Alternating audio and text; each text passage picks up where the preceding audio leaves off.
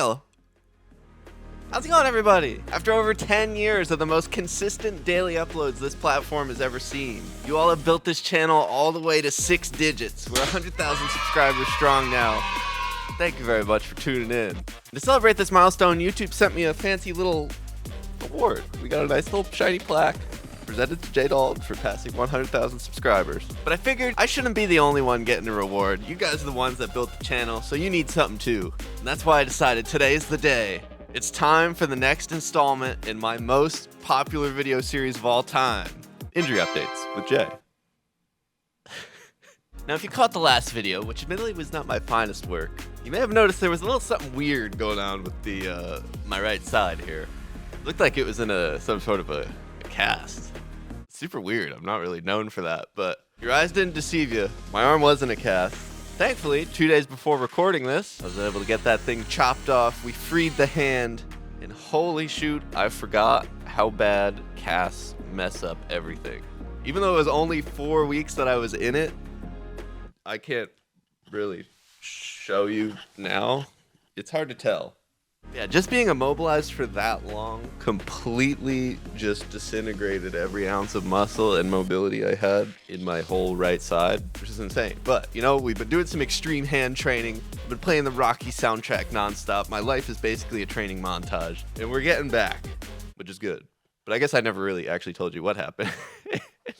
Back to the beginning. This happened all the way during the kind of right after the backflip saga. I ended up staying with Brody for a few more days so that we could keep sessioning. I could keep running some flips after I got that one that was in the end of the video on dirt. Super good. That I just spoiled the video for you if you haven't seen it. Yeah, it was a dirt bike backflipper. I was hyped. We were rolling on a high. Then one day, after one of the morning sessions, headed over to Thunder Mountain, where I proceeded to annihilate myself. I was a little bit overtired and probably shouldn't have taken him up on the bike park offer, but we went to session. We had a solid 2-ish hours or so before the incident. But then towards the end of the day, we ended up getting split up a little bit, and I was kind of just wandering, waiting for them to catch up. Ended up going down Lone Star, which I hadn't ridden in a very long time, and definitely not without following somebody. So I was just kind of coasting, trying to remember the trail. And then, out of nowhere, I was just sailing over the bars. I went to pump this G out, and it just completely hung my back wheel.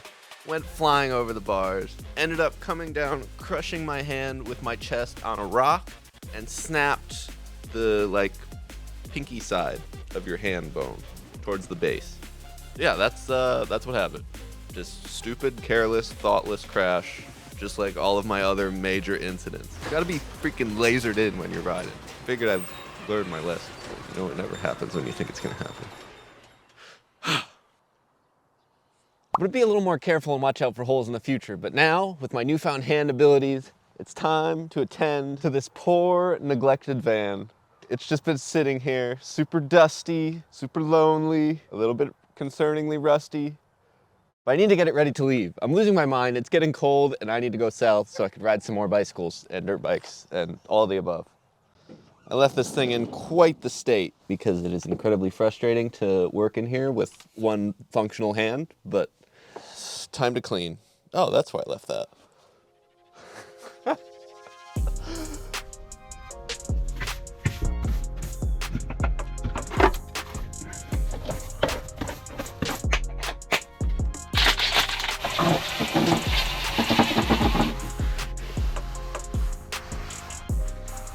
Just like that, we got a 20-year-old van cockpit looking just like a 10-year-old van cockpit. Working miracles out here. I'm a freaking detailer. Look at that shine. And now for the most difficult part of the operation. It takes years of dedicated mobility training to make this bed. Highly sophisticated operation here.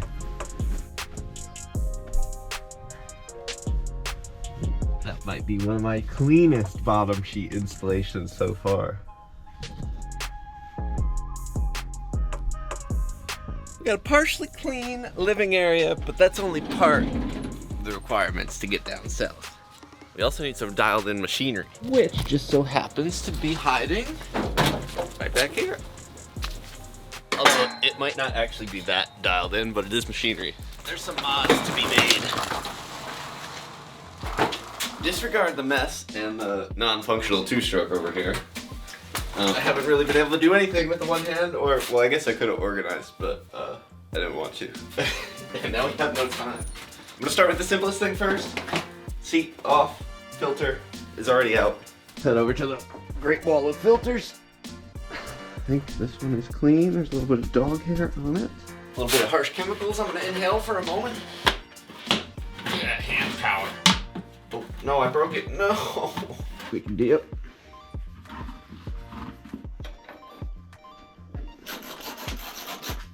Ta-da! Thing number 2, we need some new clutch plates because I roasted the heck out of them and they have 115 hours on them.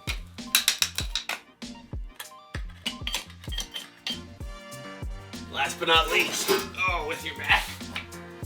I got a nice new chain on before that central session, but I didn't realize how roached my sprockets were. It's time for a quick sprocket swap. And we are ready to give the hand a test. Now, of course, you know I picked up these beautiful Renthal sprockets over at motosport.com.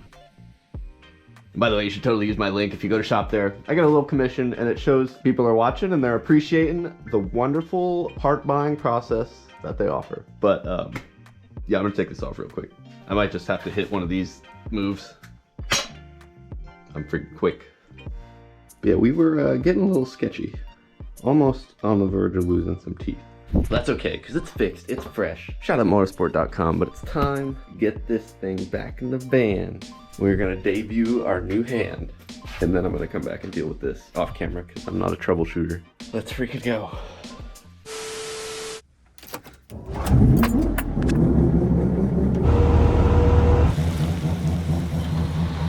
Man, I've forgotten that we just got a ridiculous amount of rain and it's super cold now, so it's not really drying up. But we're here, fully winter geared up. I got my rubber gloves on. It is about to be really wet and cold. I need to make sure this works before I start doing stuff. This semi-clean bike is about to be absolutely demolished. I already started it once. I'm not gonna cheat you guys. No promises on the speeds here. This is all a big test. A solid chance I end up face planting in a mud puddle though, so hopefully you find that entertaining. Here goes something. This is about to be a mess. Oh my god, it's a swamp. Feels good on the throttle hand so far.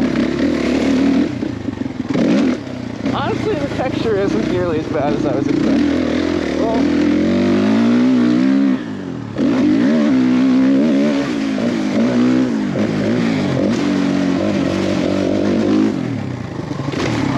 first case.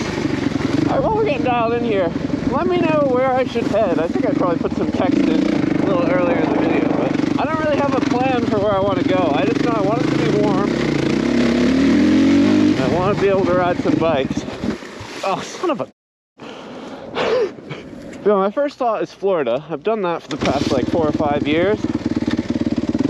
I don't know if I can do a whole winter in Florida again. I feel like I've done most of the stuff I want to do. There are a lot of tracks I want to ride still, but I've done quite a bit.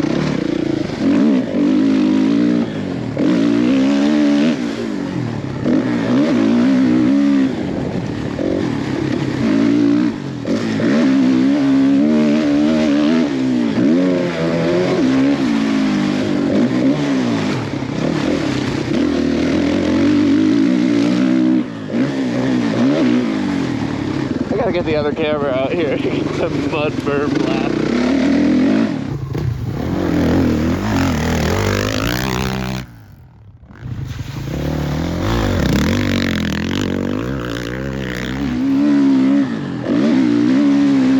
Alright, I don't want to get too carried away, but let's see if we can get some speed going here.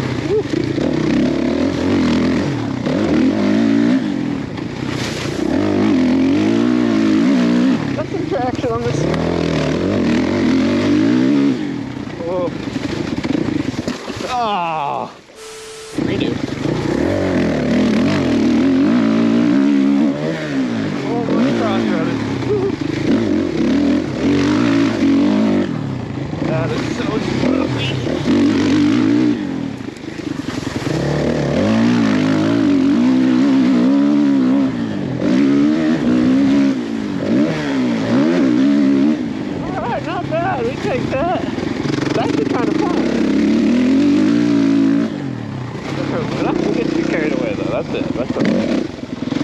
I'm calling it. Well, my hand works, but I can't really feel my other hand anymore because I have the greatest line choice in existence. Went underwater like 10 times. I think I'm gonna call it there. But let me know where I should head now that I have a functional hand. Florida's first on the list, but if you got any other ideas, any kind of bikes, just let me know. But if you enjoyed my insanity, I'd appreciate if you dropped a like, and I'll see you next time. I guess I may have something else planned this coming weekend that's up north, but after that, I will see you in the south in the warmth where I'm not frozen. We'll see you then. Goodbye.